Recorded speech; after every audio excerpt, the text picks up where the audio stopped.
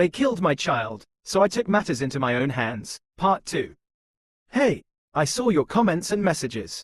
A lot of you asked for more details, so I'm here to clarify.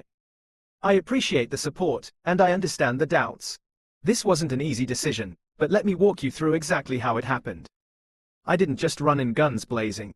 That's not how it works in real life. If I was going to do this, I had to do it right. These men weren't just street-level thugs, they were part of a network, and taking them down required careful planning.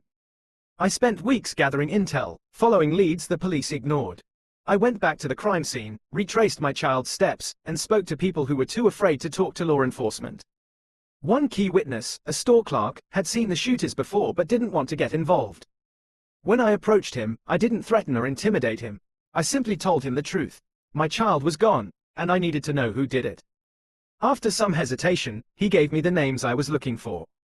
That was the first real break in the case. From there, I tracked them. I studied their habits, their routines.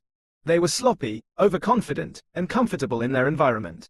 I found out where they hung out, what businesses they used as fronts, and, most importantly, when they were most vulnerable.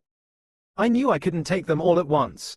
This wasn't a movie where the hero storms in and walks out unscathed. I had to be strategic. One by one, I made sure they were held accountable.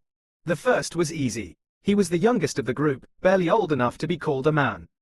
He had no discipline, no awareness of his surroundings. I caught him alone one night and confronted him.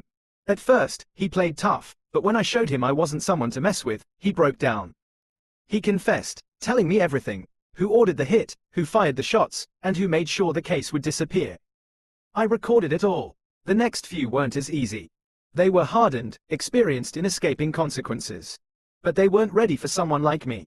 One by one, I tracked them down.